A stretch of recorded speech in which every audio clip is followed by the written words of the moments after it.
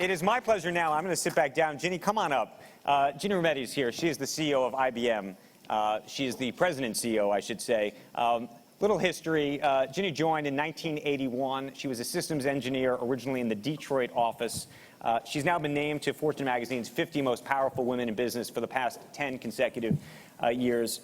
She is clearly trying to transform a company that has been around now for over a century, and that's really why we wanted to have her here to talk about this. I should also tell you that she's actually a very brave woman to be here, because we have sparred over time a little bit. I've written some very complicated, if not difficult columns about buybacks and whatnot, so I thank you for being here. And she flew here, I believe, overnight from San Francisco, so we're grateful that you have come.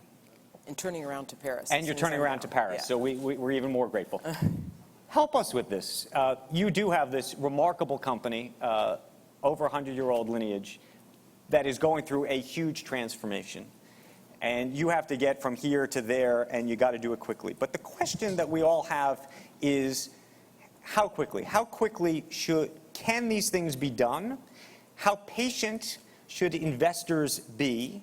And if you were an investor in you, how long would you give yourself? Yes, that's a great question, and I appreciate when the topic was long-term here, I appreciate you thinking of me, because actually we have had discussions, you and I, on this topic, and I think the important point on time, and Andrew says, we are 104 years old. Probably many people don't even know what IBM first did when it first was created. Actually, it wasn't IBM at the time, but it was meat and cheese slicers, right? And so, to be the only tech company to survive all this time, it means you do have to transform. You fundamentally have to change what you do, particularly in tech, but I'll come to other industries as well. And so when you say how much time in rate and pace, it is really important to have a clear view about what you are. And for us, this has always been about, to be 100 years old and more in the next 100, you have to keep moving to what we call higher value. And it doesn't mean that you have something that you price gouge. It means what you do for someone is of more value. I always say to clients like James, I am part of his past and I am part of his future. And I also have to form that bridge between those two. So what I say to investors, I say, look, it's important that I have a strategy, tell you it, and then there be investments and returns that support it.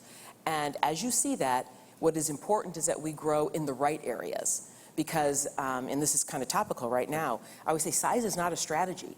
It's needed for certain things you do, and it's important, but it's under a strategy. So, if you kind of step back, and whether you looked, Andrew, this year, you look last year, the year before, our company, over, you could say, a decade, and you look at it, our growth has been all ins, all outs, basically flat to 1%, but profit has doubled and tripled in that time. And that is a sign of what's under the surface completely keeps changing.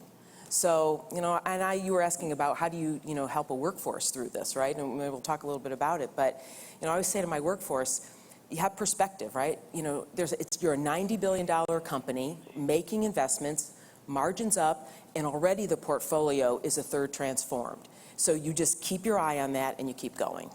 Okay, but here's the difficult part. As you know so well, we are now, I believe, 14 straight quarters we've seen of declines. I thought that would be your first question, actually. Well, I'm so surprised you held off. And so the question is, when do you see those numbers go back up? I know. Do they go back up? Yep. And does it matter? And let me say this. Warren Buffett, who's a huge believer in you and IBM, says in the end the success of our IBM investment will be determined primarily by its future earnings. Yeah. Do you agree with that? Because when Warren speaks of future earnings, he's talking about that you keep moving to higher value. And I do agree with that, right? I mean, even this year, as you described it, our margins are up, they're up 80 basis points already, right? So 50% gross profit margins up 80 basis points. But the important part is about what we do under that. So, because tech is littered with areas that you can have high growth and make no money in. And that just has never been us. It's been about the enterprise and what we do and where we bring value to the client and where, in fact, it brings value to shareholders here. And so when I think back, and you had mentioned about the decline, so in part, that has been obviously, we're the most global of all of these. So as an example, last quarter, 9 points of currency. But that's part of being a global company. The other thing, as you know, others have said you're quite brave, is that in the world dying for revenue, we've divested a lot. And in my tenure, I've divested $8 billion of businesses. And it's because they are businesses either better in someone's hands, or they had growth, by the way. So they all had growth. But the point was they weren't about the future of where we were going. And so I think those are the things you do if you have to manage for the long term. You do divestitures, as we've done, $8 billion, in some very difficult areas. I mean, if you look at the profile of the company now, sometimes people will think hardware. I mean, we do a very important piece of hardware and technology, but it's 10% of IBM now.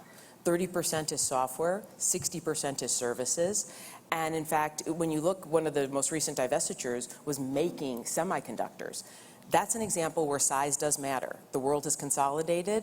We were subscale. We did it for 60 years, right? So I do R&D, but now I have a partner do the manufacturing for that area. So I think, you say, so if those quarters have declined, we've divested not only semiconductors, you probably forgot, we did point of sale, we did labor around call centers, and then of course the low end of servers, which is completely commoditized, right? So that's part of it. So part of that decline is engineered, right? And then the rest is as we continue to change the portfolio. So, but in terms of the time horizon, if you were just to chart it out. Yeah, oh yes, you say, so when? Yeah, just look, don't get me wrong. People have to be patient, but yes. the question is how patient. Yes. I always say, if I'm flip, I'd say, you say, when do you grow? I say, when those lines cross. Right. And so, and it's worth stepping back a second. And so you say, why should someone be patient? And what I would say is just look at the results. And so if you look at this industry, if I could just, 2 seconds, let me back up on this, because I think it makes sense to sort of paint the picture of our industry. Because it's not just my industry, it impacts almost every company now. So this is an industry that tech has always had another shift that you have to change with. And so there is no doubt, if I said to a group of clients, I just did this yesterday, how many people want to be a digital company? Almost every hand would raise that that's part of what they want to do. And that means you have to have big data, you have to have cloud, you have to have mobility. And I would assert you have to have security too, which we can come back to. And so we set those things out, as you know, because they form the foundation of a company. And for us already, those businesses, as we exited last year, they were $25 billion, 27% of IBM, and through 3 quarters of this year, they grew at 30%. So those are big contributions into the business. Now, with that, so that's what I say, and by the way, margins accretive to IBM's, so higher value. And so then we have a core business, which I think is important that, what do we do for people? Core doesn't mean commodity.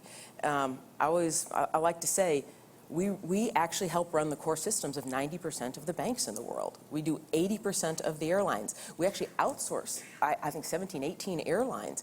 In fact, of all the critical data in the world, 70% runs through us. These are clients I'm talking about, right? We don't just turn this on and off. It may not be growing areas, but in fact, you have to modernize them, give them efficiency. So those 2 lines are what we're talking about. Right. And you say, so I say, look, just look at the results, right? And that's where I say, and we'll keep progressing through this. And in the end, our own long-term model is low single-digit revenue growth. And there's a real reason. Again, it's back to higher value, and the job is to keep changing what we do underneath it to make sure that it is contemporary. And that's why you end up with that formula. When we started the day, one of the conversations we had with Larry Fink was about buybacks. Yeah. IBM has been a very aggressive user of buybacks over the years, $110 billion by my math over maybe the last 15 years. Yeah, we've reduced the share count 60%. So Stan Druckenmiller is going to be here this afternoon. I don't know if he's here yet, but let me just read you something he said. Mr. Buffett and I have a different opinion on IBM.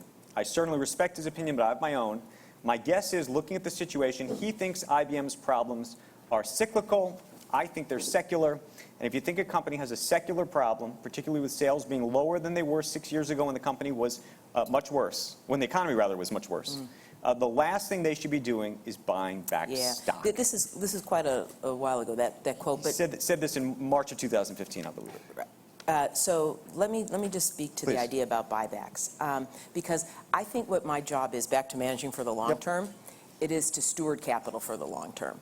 And so as we go through what we do, why do we do share buybacks? It's because we can.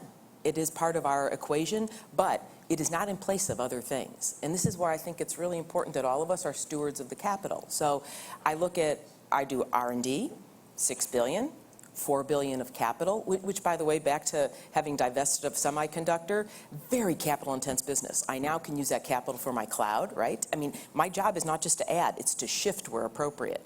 So R&D, capital, our acquisitions, our divestitures. I had mentioned the $8 billion on capital and using it for acquisitions. We just announced another one this morning. And maybe we'll talk about the weather company too, I think, to talk about that. But talk about the cloud. even in my tenure, 30 different acquisitions that are there, right? And so you go through the list, and I think it's important that I make those right choices, and then I can also return value. I've got great respect for our shareholders because I can. And so, I mean, our trailing 12 months of free cash flow, $13.6 billion, right? And so we've said this year, even with all this invention and investment, will be flat.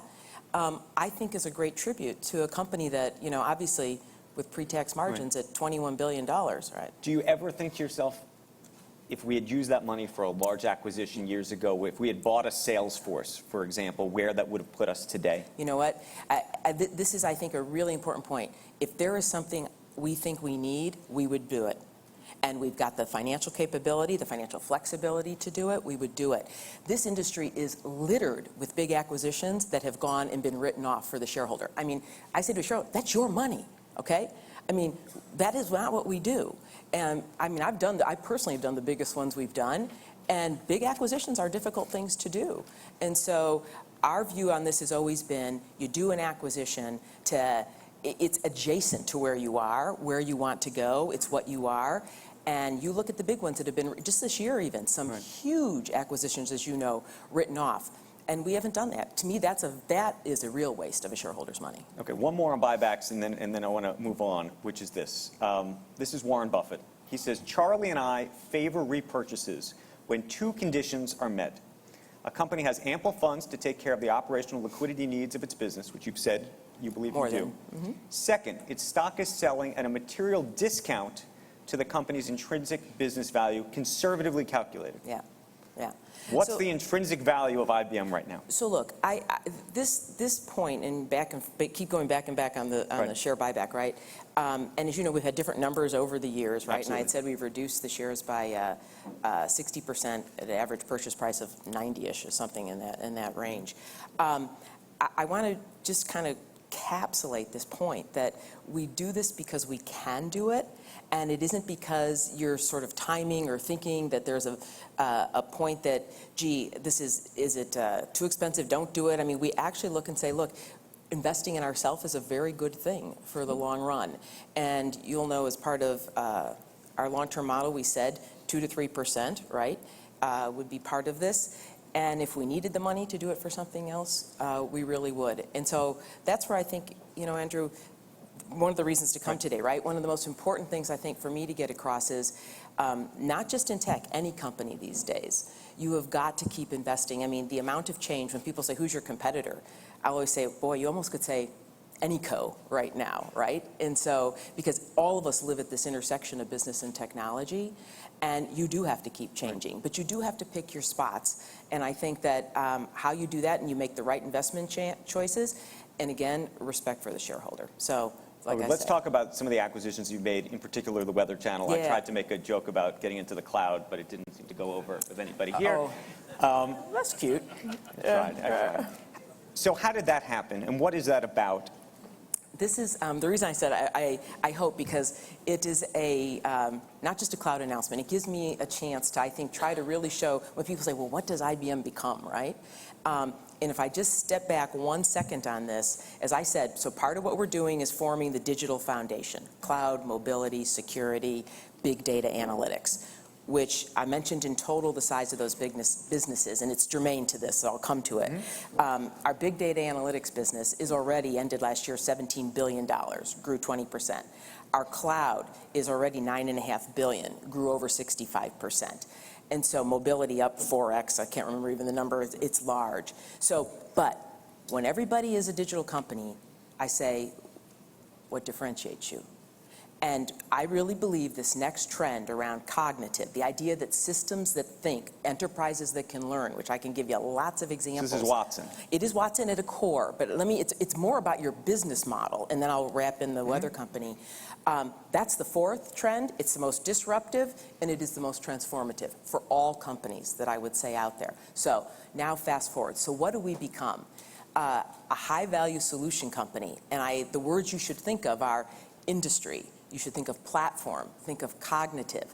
So Internet of Things, health is another big platform that we are building, which I'd like to talk a little bit about Watson Health, but as well Watson Internet of Things. So why did we do the weather company? So I think what people don't realize, it's obvious one piece, it's data, okay? So that's obvious. Weather impacts everything, every industry, not just Internet of Things, it impacts health, it impacts telematics, you name it, it impacts it.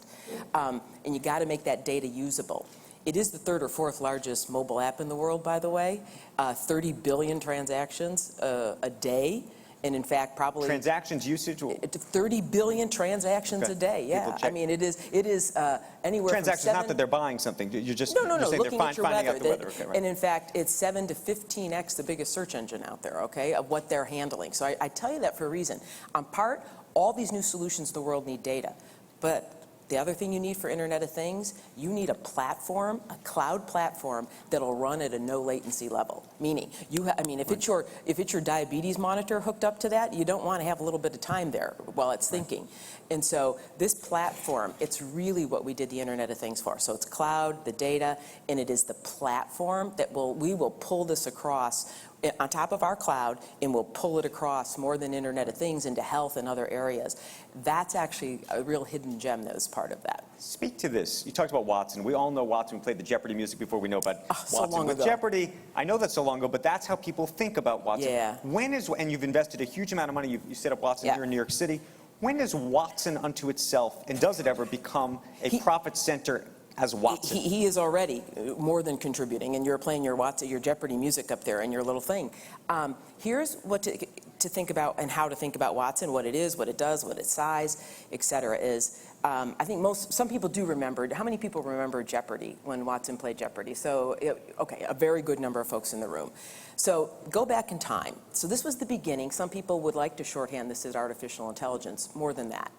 This is, Watson did one thing at that time. It did question and answer, and it had 5 technologies under it.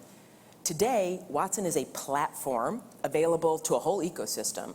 It's 28 things. It has 50 technologies underneath it.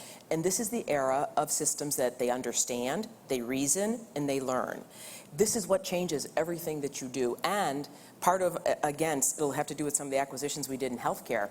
Watson has been given sight. So its ability to know if this mark on your hand is a melanoma or is it not a melanoma, right? So this ability, sight and context mean a lot. If you're a bank, it doesn't matter. It means a lot. So this world now, as you fast forward, it'll change how you engage with clients. It'll change how you scale expertise. If you do wealth management, how do you get everybody to perform like the average, like the best? It'll change how you actually do a product, a service. Look, I just saw it. I mean, Thomson Reuters is going to completely change the basis of their business with Watson. It'll change the operations, a supply chain, a world-class supply chain company. I've just seen their most recent results with Watson doing the learning on the supply chain. Sales 2 to 10 points up, margins up 5. And discovery, right? If you take a look at the work we're doing with Teva, with J&J, you name it. And perhaps one of the most interesting ones, I just got a note yesterday from a client, an insurance company, on this idea of using systems that learn. While people, and I'd say another world-class insurance company, while people are filling out their application for insurance, Watson is helping them, knowing who they are, knowing what their portfolio is, why these questions matter, what to think about when they answer them. And in fact, actually their closure rate, it was 9 points, it's 10 points higher now. Right. I mean, this is a basis of a different competitive advantage for a company. So you said, what does it do? It is already, I mean, I just named 10 clients doing things here right now. Swiss Re is going to redo underwriting with it. And so J&J, healthy knees, Medtronic, diabetes as a service, Teva, how to redo pharmaceutical research. So when you say, can I see it already? I mean, in our analytics number, which was, again, like I said, that last year, 17 billion, up double digits, up 20 year to date. That's a large piece of part of what's going in. But I really believe this is a foundation for the future, not just for IBM, but for lots of companies. I've got to ask you about China. Yep. You have a huge business in China. One of the headlines that's run recently is that you've been sharing your source code with the Chinese as part of your relationship with them. We have a number of cybersecurity conversations we're going to have this afternoon. Yes. There is no question that people are anxious about whether to trust the Chinese. Yeah. What a shame. What are you doing? Yeah, what a shame on that. And it's a good, I'm glad you asked me the question because it allows me to sort of set straight here what that is. I had seen the same article, and it just shows a little bit of the fear and phobia out there and to take things completely out of context. We have been in China, 30 years. And in fact, we're a trusted partner. We run almost every bank that is in China now. And so what this was about is, it boils down to one word, which is the word trust. And I always say, the reason we're around at 100 years, you have some wisdom about trust, and that we make a commitment to a client. We do not share data. There's no back doors. We can prove it. There are no back doors in anything we've ever done. So there's a practice, and it's not China, it's many companies in its countries that in very controlled situations, limited, you'll allow a company to see your code and show them that there's no back door. I think actually it might have been Microsoft that even started this long ago. And so that's when they say, are you sharing? If you let them see something, I mean, that's what that is about. And you don't think they're trying to steal it? Well, look, anybody can try to steal any. You have very tight, controlled safeguards about what you're doing. I mean, these systems, look, Andrew, like a car has 100 million lines of code in it. I mean, when you're in a controlled room and is showing someone a piece and how this actually works, that's what that is. It's a practice that has been there a decade. And so that's actually what I'd seen some of those articles written about, and I think that takes that way out of context. It's done companies and countries around the world, U.S. government included, by the way. But when you think about cybersecurity, the week that Xi Jinping was in the United States, I think you met with him, but also you met with the president. That same week, there was a group called CrowdStrike that said that there were a whole host of hacking attacks by the Chinese that very week. So how are we supposed to square these things? So let me, I believe this issue, let's talk about cybersecurity for a second. This to me is, in fact, actually, when people talk about being mobile, let me sort of make it from a consumer and then go up. For years we've been saying the most important thing is security with this, right? Because without these two things together, you are going to take 10 steps back, versus forward.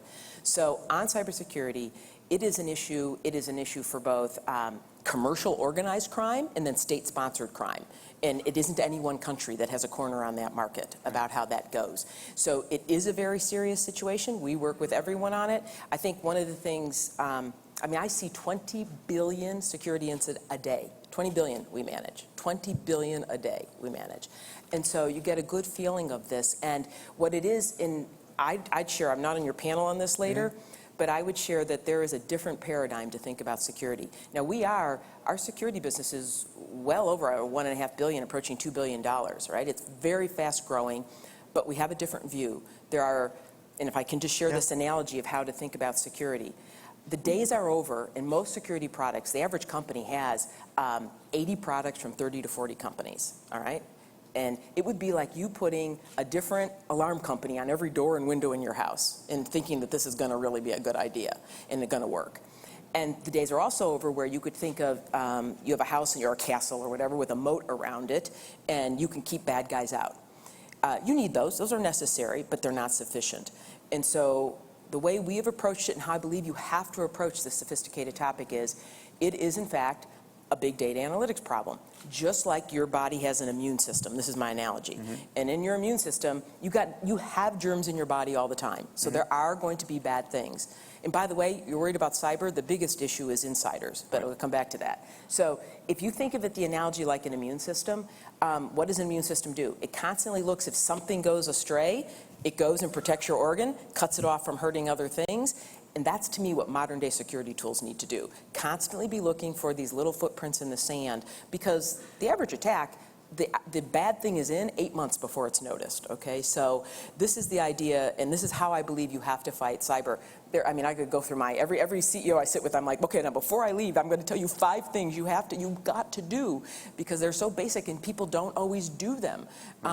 So you have very sophisticated cyber on one hand, which you can take very sophisticated, as I say, I think it's a big data analytics problem, treat it like an immune system, and I'm very happy the government just finally, we got through both House and Senate, it needs to be reconciled, but legislation that allows for data sharing, it is like the most important thing that you need, because in cyber, it's kind of like why there's epidemiology in the World Health Organization and the CDC. If disease breaks out one place, you need to quickly tell everyone, stop it, corner it off, you've seen this, and many did. So anyways, you could tell I can go on forever on this topic, but I will leave it at that, and to say that I think it's a serious topic. I think there are many things you can do about it. I believe it is one that you take both an offensive and a defensive viewpoint on. I want to open it up to questions, but I do have one final question. I imagine you probably thought I was going to ask this one first, because it's actually just as difficult as the buyback one, which was just last week there was an announcement that the SEC is looking at the accounting treatment of certain transactions in the U.S., the UK, and Ireland. Yeah.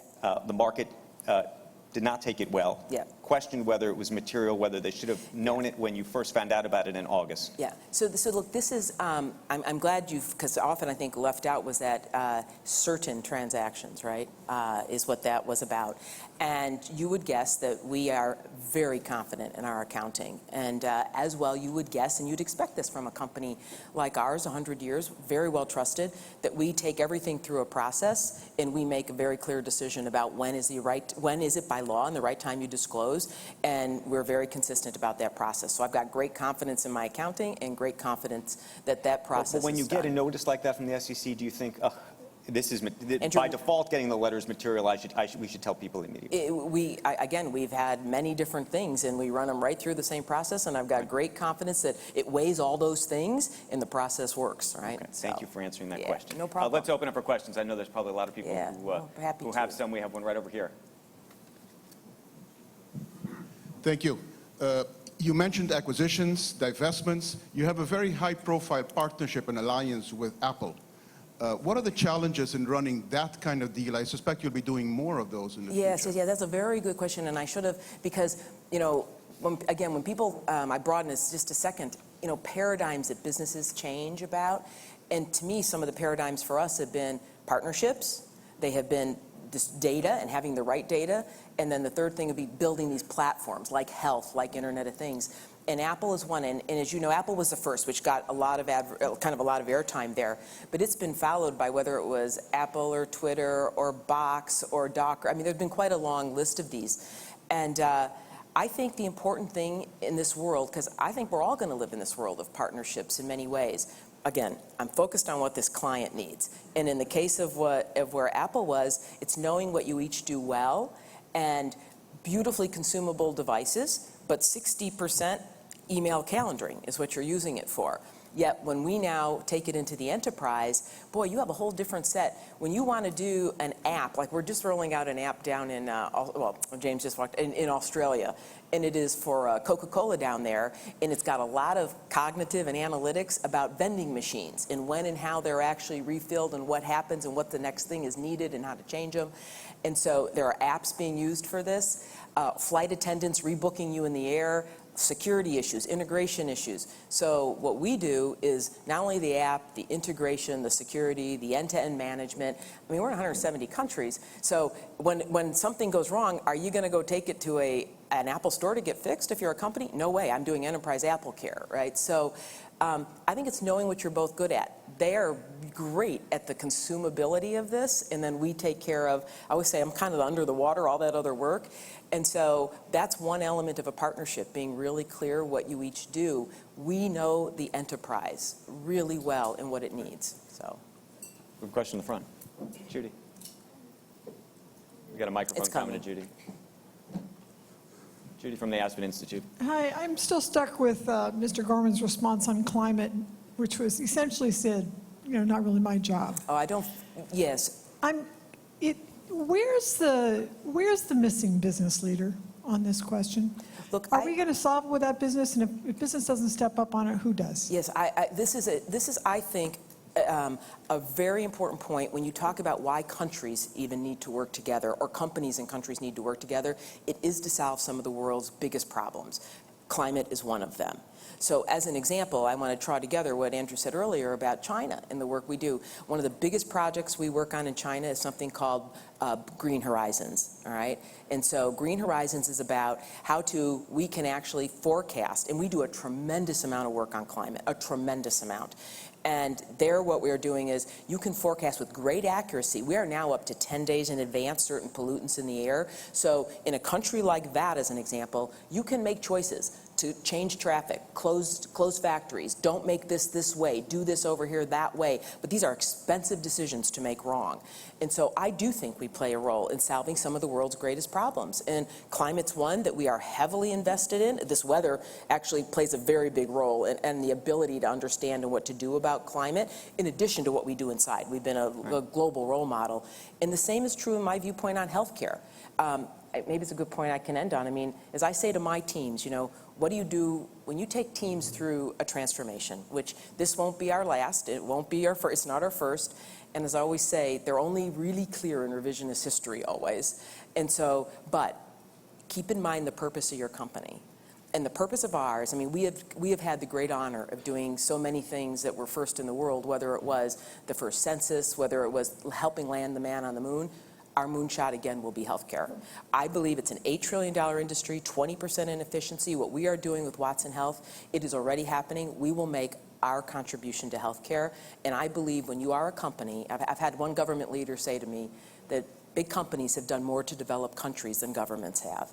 And I think it's a very important role that we play as a global citizen, be it climate or be it healthcare. I got one more question before we let you go, which is this. And I'm a guy, so it may be hard to ask this question. There are only 22 women now who run S&P 500 companies, down from 23. Ellen Kullman no longer in her role, just in the past 2 weeks. A disproportionate number of female CEOs have been attacked by activist investors. And I'm curious, as somebody who is a female CEO of a major company, both whether you think that there is a bias and whether you've seen, there's a fascinating article about a year ago in the New Yorker about what they call the glass cliff, which is to say that female CEOs tend to actually run companies that need help more than others, that they are the ones put in charge of companies that need that transformation because they've gotten to that place, and what you make of that.